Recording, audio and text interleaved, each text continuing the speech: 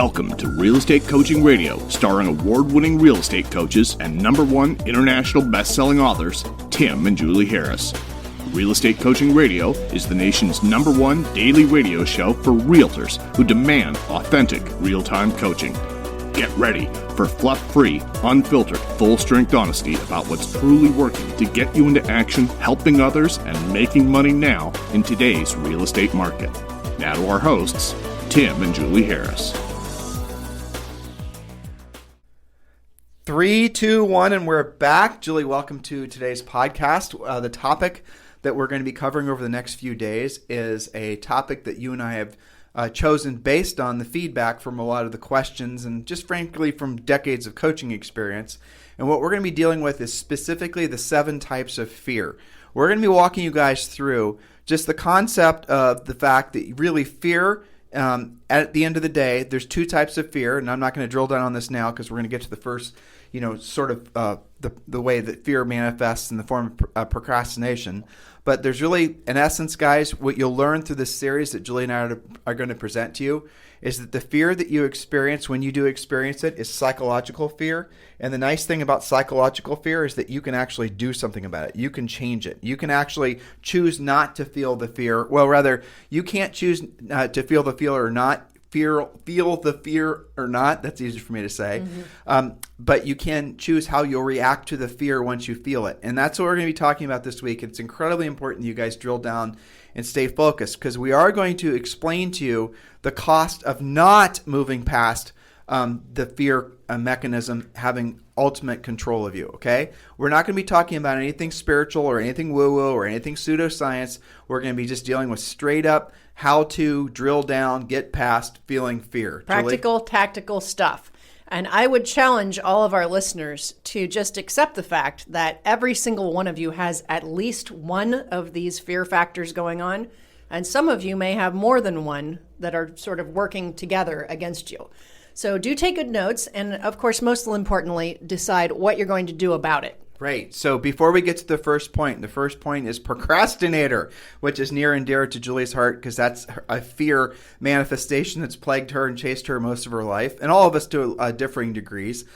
So before we get to the first point, I want to remind all of you, if you're not in the free coaching program, there is still an opportunity for you to enroll. All you have to do is text the word survival to 31996. Text the word survival to 31996. If you're one of our friends in the Great White North, as somebody was kind enough to let me know yesterday, the text mechanism does not work in Canada, so you're going to have to go to the website directly to enroll. And to do that, it's simple. Just go to premier-experience.net. It's premier-experience.net. But for everyone else, other than those of you in Canada, just text the word survival to 31996. So, Julie, let's talk about the procrastinator. Yes. So, by the way, don't procrastinate texting. Get on that. Okay. So, all right. We're talking about fear, but the first tenet is the procrastinator. And you might put a slash next to that. It's also known as the perfectionist. But procrastinators often obsess over the end product or outcome of whatever they're doing, and they insist on it being perfect. There's a perfectionist coming in. Because of this, they tend to spend too much time planning and researching instead of simply diving in. They hold themselves back from even getting started in the first place. Now, in real estate, these are the getting ready to get started to someday possibly take the first step if the planets are in alignment and the sun is shining. You've heard this before, or a version of that, right? These are the agents who spend a year or at least months on their pre-listing packages, always tweaking and over-engineering everything instead of getting it done and using it.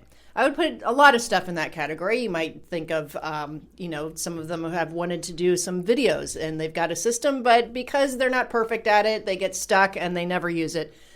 Listing presentation, buyer presentation. We've been doing a proactive lead generation, the previous topic.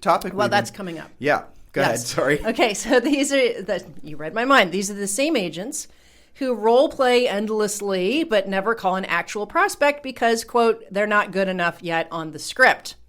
So for procrastinators, what's the cure? I'll throw that to you for a second. Then I've got 4 points of cure to the procrastinating, the getting ready to get started crowd? Well, most of you guys listening are procrastinating. And again, we're just going to focus on the things that, are our wheelhouse and your wheelhouse, which is being successful real estate business owners, is what you guys are all aspiring to be, if not already. And the procrastination thing is not, you cannot be a procrastinator and be successful in real estate or anything else for that matter. It's true. And Julie said a lot of really critical points there, and I hope you guys were listening. The getting ready to get started is where most of you guys are on virtually all aspects of your lives.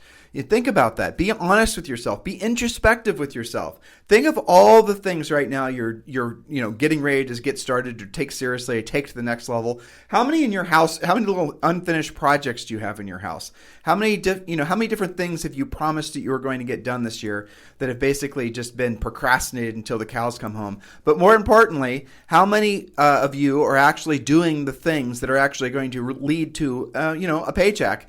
And you're not doing them because of the fact that you're procrastinating, feeling like you have to know more, learn more, know what to say. And that's just all your ego. That's your ego trying to protect itself. And we're going to talk about that more in the future days that are to come, over the next 5 or 6 days. But the reality of it is that the procrastinator is the easiest thing to identify. And it's also the most insidious and destructive of all the manifestations of fear, because you never do anything. Yeah, and in fact, this, there's a lot of psychology to this as well. This is actually the first stage of mastery, which is known as formulation. Formulation is the getting ready to get started to someday do something. You're thinking about it, you're planning it, you're tweaking it, you're studying it, you're doing a survey on Facebook about it. Okay, so then you can't get to concentration, which leads to momentum, without doing this. Hey, Julie, stand up. I have to be able to read this. I got it right here. We're doing a little office reconfig here as we speak. Okay, so what is the cure? Number one, it is important to push past that fear of starting. Let me switch to your screen. No Sorry. problem. Okay, getting started may feel like a big hill to climb. This is a quote from a psychologist, but you cannot edit it or revise something that doesn't exist, right? So this is where you get stuck, massaging something that actually hasn't been executed. So be careful not to place energy into a perfectly finished product. Instead, use it to troubleshoot an outline or an initial push. This is where agents get stuck. They don't actually learn anything because they're not actually doing anything. They're thinking they're doing something because it looks like work. I made sure I quoted the right person. Sheryl Sandberg of Facebook famously said, "Done is better than perfect." Actually, it's funny. I was the one that told you she said that, but she actually was quoting somebody else. Was she really? Because I think I Wikipedia did that, but maybe it needs another link. link. No, she did say it. She's the most modern, famous person to have said it, but that actually is... Just wait. At the end of the outline, I know what you're talking about. Oh, Julie's super nerd. She knows exactly what I'm talking about. Oh, I see. I'm looking at your notes. Yeah, that's right. I told you. Mm-hmm. That's hilarious. Yes. Oh, but Julie, to that point, though, with regards to the whole done is better than perfect concept, that in itself right there will be a revelation to most people. But I do want to loop this back into proactive lead generation versus passive, just to drive this point home. The problem with what everyone else is telling you guys to do for the sake of building your real estate business is that you will never actually, you're always going to have a reason to procrastinate. You're always going to basically there's no way to perfect what they're asking you to do. There's no way to actually ever get to some sort of psychological point where you feel completely comfortable with saying it's good enough, because it's constantly changing.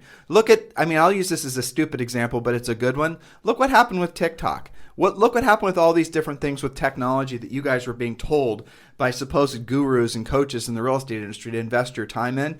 But look, you don't get business from it because there's no business to be had. It's all time-wasting activity. What we ask you to do has a very discernible start, middle, and finish. What we're telling you to do is follow a system. What we're asking you to do in our coaching program does have a very predictable, duplicatable result, whereas all these other things don't. And that's something you have to keep in mind, because if you are a natural procrastinator and then you fall prey to believing that your future in real estate is dependent on your ability to be a social networking influencer or whatever gimmick they're trying to sell you, then that's going to make it so that your procrastinating tendencies combined with those bad ideas are going to never result in you ever actually taking any, getting any real momentum in your business.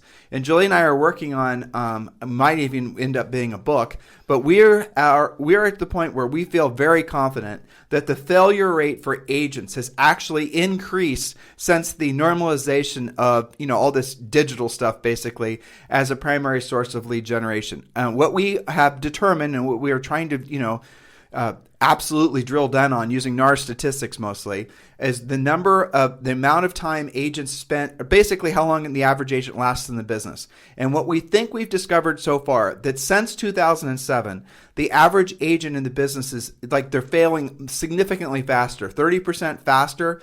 And we can only surmise that most of them are going out of business and out of real estate carrying a bunch of debt from having basically been suckered into buying all the gimmicks. How about that for a shot between the eyes as far as stone cold truth?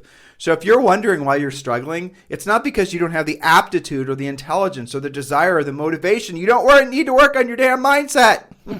You just aren't doing the thing that's going to put you in a position to help people and make money. There's nothing wrong with you. There's something wrong with the path you're following. So for most of you, that should feel really great. And understand that if you are like 99% of everyone out there who you're a natural procrastinator, and that is just a defense mechanism at the end of the day. But if that's who you are and you're trying to basically make social networking work, it's the worst combination of behaviors you can actually ever exhibit if you ever hope to basically be successful. Well, it's pretend work, basically. It looks like something that's going to result in something, and yet it's just a form of procrastination. So let's see. Point number 2. What is the cure for this? For our perfectionist procrastinators, in real estate, there is little which is actually perfect. You are dealing with people. You're dealing with contracts, with houses, with inspections. You are not going to have perfection. But, as I say to many of my perfectionist clients, be perfect at the things that do matter. Write clean contracts. Follow a specific process. Be relentless in your pre-qualifying, and let the rest go.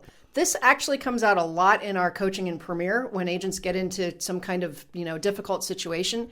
The answer is always do what the contract says. And this means that you can't negotiate in text. You can't do goofy stuff like that. There are some things that you can exercise that perfectionist muscle in, but it's not much in real estate. You got to let the rest go. Point number 3, realize that taking the first step is the most important and that the steps after might not even be what you think. So spending time guessing at what's next just wastes time. If you were to go back and interview yourself on, week 1 of having your license and asked that beginning licensed Tim, what are the steps to a listing? Your answer would be completely different than after you had done 10 actual listing appointments, right? Yeah, let alone after 20 or 30 or 50, 1,000. Yeah, or Right. 1,000. I mean, for sure. Yeah, definitely. But to over-engineer guessing when you haven't done the action is just a waste of time. So the cure to basically everything that you've said so far as this kicking the ass of this procrastination problem really is just following a proven plan, right? Yes. I mean, at the end of the day, that's it. And we have lots of them. The 7-step listing process, the pre-listing package, the scripts, etc. And the procrastinator, but if I'm reading this and I have, let's say, a undiagnosed procrastination problem, shall we try to make it sound medical here, though we're certainly not physicians. But if I'm reading through these things and I have an undiagnosed, procrastination issue, and that's become who I am the procrastinator. And by procrastinating, I never make myself uncomfortable because I'm never actually putting myself in a position where, I could hear the word no. You never actually, there's all kinds of psychology that reinforces being a procrastinator. The last thing I'm going to be wanting to be told to do is follow a proven path, because then I'm going to have to let go of this wonderful, crutch I've had all my life called procrastination. Sure, and you're also going to have to be accountable. That's right, which is not something a normal procrastinator is going to want. No, it isn't. And that's why the next point, number 4, is really critical. Set specific but attainable goals, right? So if you're working on the treasure map, which you get when you text to 31996. Text survival to 31996. Thank you. You have your treasure map, which is your business plan. You're going to get that and you're going to look at it and go, gosh, this is pretty robust. I'm going to have to do some work here. Give yourself 1 week to complete it. Do the first part, my financial picture, being clear about what you have to earn in real estate. Don't just look at it and get overwhelmed and say, oh, well, I'm not going to do this because I don't have time to do every single page perfectly. I'm going to do the first page. Your points there, Julie, which is my first time seeing this. I'm going to tell you where my mind went as well. Is that I know. Is that what this is all, again, spinning around. It's like when I sponsor somebody at EXP, when we bring somebody into our EXP Realty family, and if you guys want to talk to Julie and I about joining our EXP family, just feel free to text me directly on my cell phone, which is 512-758-0206, 512-758-0206. If you're just EXP curious and you're just getting started, text the word EXP to 31996 and we'll text you back a fantastic 9-minute video that walks you through all the reasons why you'll want to join EXP and answers all your questions. So if you're ready to join today, just text me directly at 512-758-0206. And if you're EXP curious, just text the word EXP to 31996. But here's what I was going to tell you, is that every single person I've ever talked to, when they join EXP, and they realize the potential EXP has specifically for sponsoring agents, if that's where their focus is, which is not everyone's, but most people, they get it, is they always overcomplicate it. And overcomplicate it to a level that is just absurd. They don't want to accept the fact that there's a proven path to follow. They think, their egos tell them that they have to create these complicated funnels and this and that and the other thing. They don't just want to, again, adapt to what's there and follow the path that's there for them to follow. They don't want to realize, they don't want to accept the fact that it's, I don't want to use the word easy. It's not easy, but they don't want to accept the fact that they don't have to create anything. They can just follow in the footsteps of others. Learn what to say, learn how to say it, learn what to do, how to do it. The whole thing is right there in front of you if you want to get into EXP and start sponsoring agents. And yet 99.9% of all the people I ever talk to, they immediately try to overcomplicate things. And the same thing happens when people get into real estate. Yes, absolutely, they do. They start listening to all these social networking gurus, quote unquote. They start doing all this complicated crap with, thinking they need to create funnels and branding and learn all these really pseudoscience terms and just philosophies and all. So in your opinion, why is it that everyone wants things to be more complicated than they have to be? I think a lot of it is lack of business maturity and exposure to the fact that it is an easier path. I would say more efficient path to just do what has been done before you. When we got into real estate, there was no coaching, but we were, smart enough to follow some people whose proven path worked. But my question is why do people, in your opinion, drill down on this lady, okay. Why do people want things to be more complicated than they are? I think it is creative avoidance, so they don't have to do anything. So it's more procrastination. It is. So there you go. It sounds like perfectionism, but it's really procrastination. Right. So by making things more complicated, you're creating more of an excuse not to do the real work of real estate. Yeah, and everybody uses it, so it seems acceptable to Exactly. everyone else, right? Because they're not doing anything and either. More seminars, more webinars, more gurus, more podcasts, more everything to listen to, because you got to, you're getting ready to get started and you need to make this really complicated system. So ultimately, what is the people that act like that, which is virtually everyone, what is it they're trying? I mean, look how many people, if you Google, some of the biggest search terms are essentially about different workouts and keto versus this versus the other thing. It's like, it's not that complicated, guys. This stuff has been out forever. It's not that difficult to learn. No, but lots of people that sell stuff know that you want it to be complicated, so they come out with their multi-step system. What's in the psyche that wants it to be complicated? That's a good question. I don't know. Work on it. I think people hide out because they get intimidated by what they think is a bigger process. Fear of the unknown is a big thing. Fear of success, I think, is just as strong as fear of failure. Because what if they actually do follow that system and somebody says yes? And what if somebody says no? It's all this stuff that's made up in your head, the what ifs, when you don't actually have anything to compare it to. It's like agents that say, this doesn't work after making like 3 phone calls. I think people are more based than that. And I'll tell you, because having thought about that question for a long time, because as coaches, you constantly run up against that. Absolutely. And you want the immediate, if guys listen, and Julie's getting to this, it's in her notes, but the simplest answer is always the truest answer, right? Yeah. The first answer, guys remember from taking tests, the answer is almost always C if you can't figure out what it is, right? So the simplest answer is almost always the correct answer when you're trying to decipher something. But our egos, for some, obviously undefined reason, they want to make it more, ego wants to make it more complicated. But here, in my opinion, is the reason that people ultimately like to have things be more complicated. It's because it does create a socially acceptable way for them to procrastinate. It does create a long-term thing where they don't ever have to learn to do what they don't want to do when they don't want to do it at the highest level.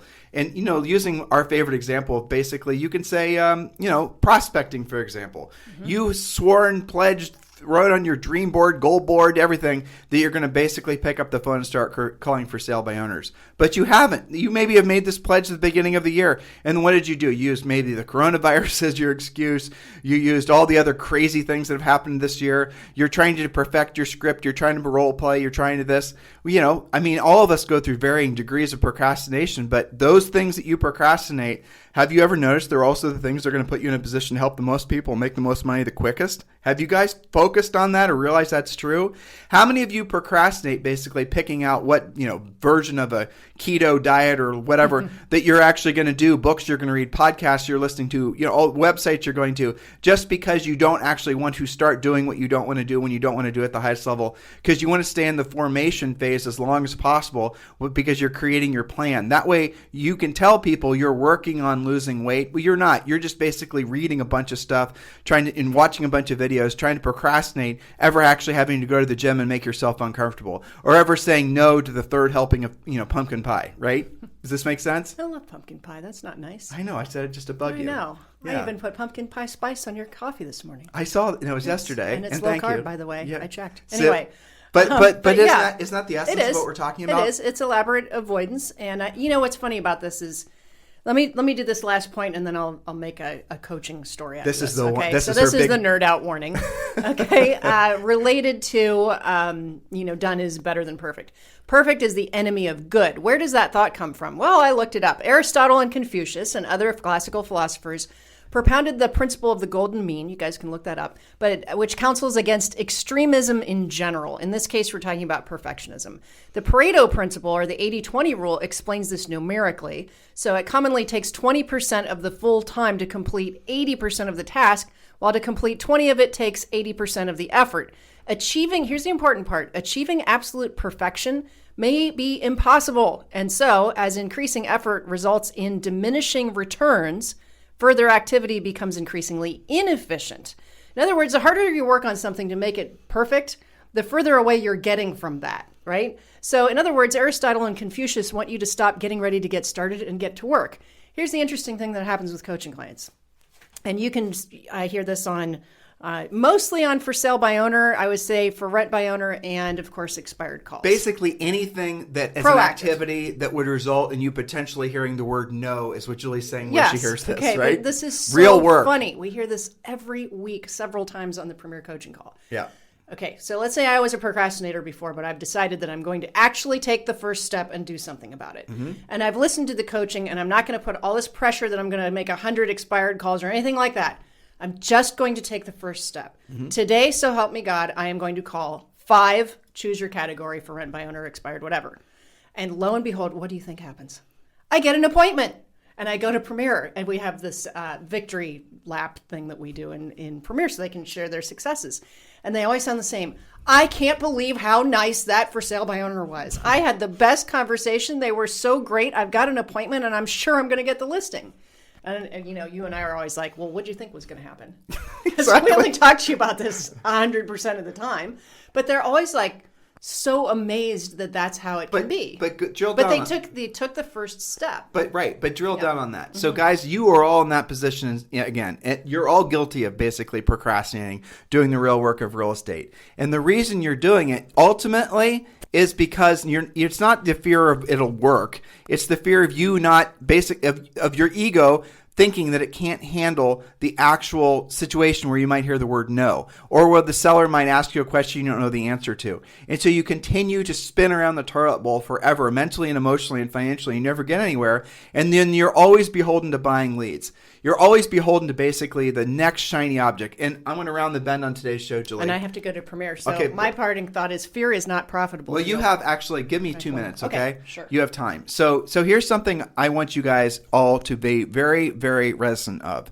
So Zillow, and this is no surprise to any of you guys who have been attached to Julie and I for a long time, we have never been Zillow fans. And the reason we've never been Zillow fans is because essentially everything that they did was not in the best interest of the industry on a whole. It was basically in the best interest of agents who were low skilled and didn't want to learn how to generate their own business. That is the bottom line.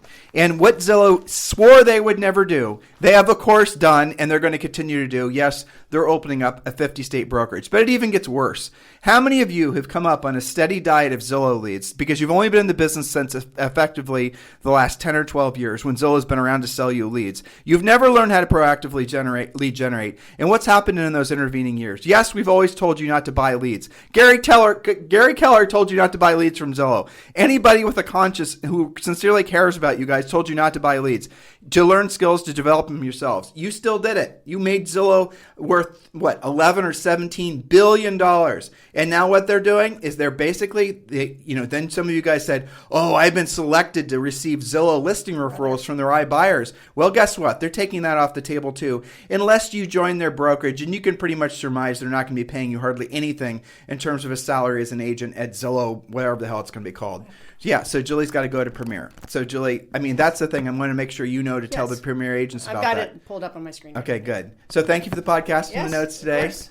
Yes. I have to do something about it. I do as well. And Julie is going to rush off to her office now. And you're literally hearing the door open and close, to go to Premier. So if you guys are not attending Premier every single day, you have access to that program, even through the free coaching program. And yes, go ahead and jump on, Premier, and definitely attend every single day and join the community and participate. But let me just round the bend on this point I was making about Zillow. They, as a business, have certainly, they've executed better than anyone else ever has, as far as like a startup, better than I think anybody up until EXP. Zillow has executed at a higher level. EXP is ultimately going to be seen, I think, as the ultimate real estate tech company. But that aside, so what you're seeing is Zillow now is getting into the real estate brokerage business. Of course, they're going to get into the real estate brokerage business. Those agents out there who have only known how to buy leads from Zillow and other sources, you guys are all going to be essentially on your heels if you're not already. And it's just going to get worse. And again, I know, what was it, about 18, 24 months ago, some of you were thought you were so fortunate because Zillow invited you to start, basically getting their listing referrals, even though they had a 35% referral fee. And now those listing referrals are going away. And there's another report that came out on Inman today that effectively says that agents are wising up and they're decreasing the amount of money they're spending on buying leads. Why? Because the quality of the leads that they've been buying from the big portals are basically crap. So what we're seeing is the end of a mega trend, if you want to call something that lasts 10 years a mega trend, anybody with half a brain could have told you was going to happen. That's just the bottom line. Julie and I have been talking about it forever. We talk about it in our book. We talk about it in our thousands of podcasts. You go back and you listen to all the way back, 10 years, Julie and I were telling you not to do that because we knew that this would happen.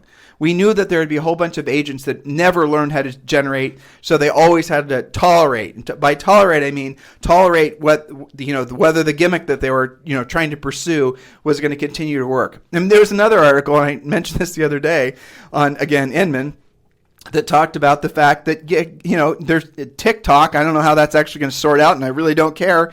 But how many agents out there listen to some guru tell them they need a bunch of dance around TikTok videos, and then all of a sudden TikTok basically might not be even relevant anymore? How many of you guys have invested tons of money in SEO and all these other things just to basically have the tech company change a couple things in their algorithm, and all your years of work, quote unquote, have basically gone poof, and now all of a sudden you're left with, no source of business?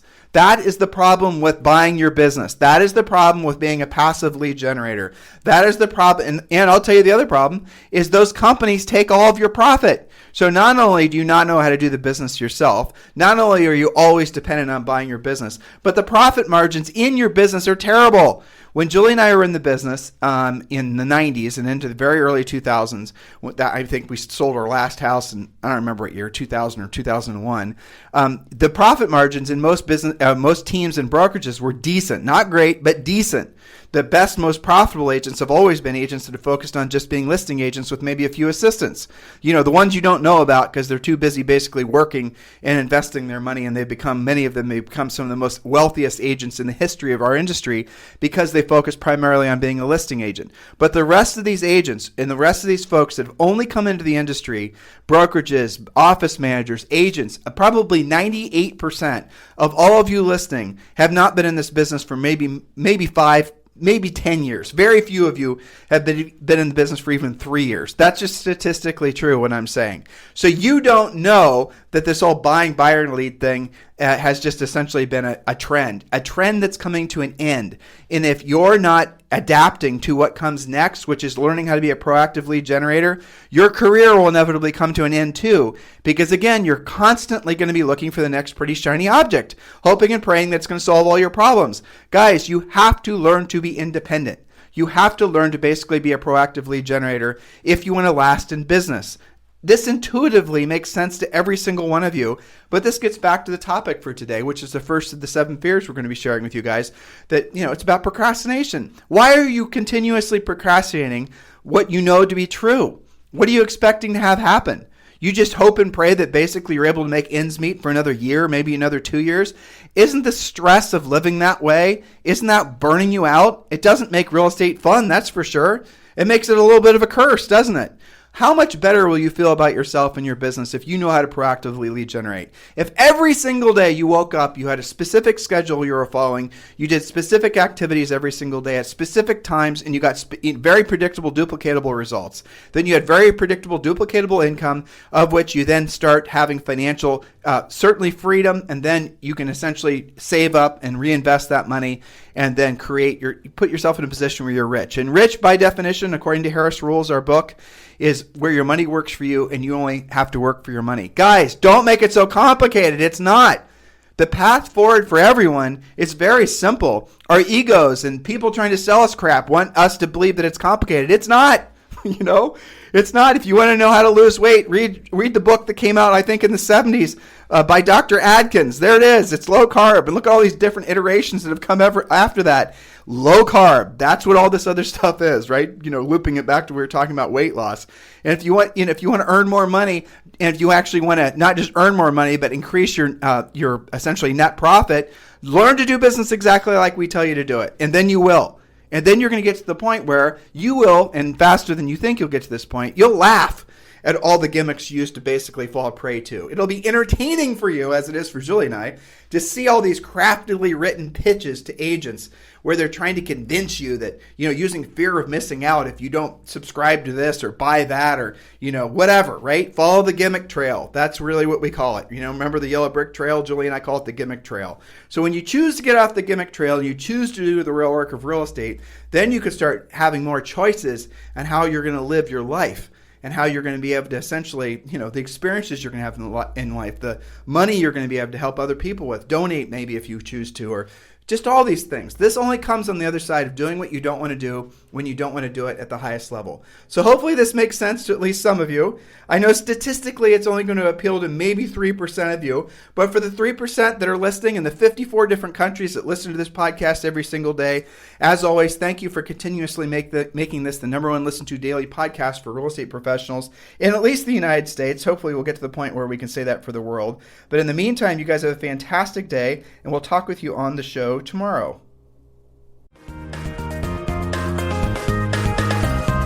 This program has been a presentation by Tim and Julie Harris, Real Estate Coaching.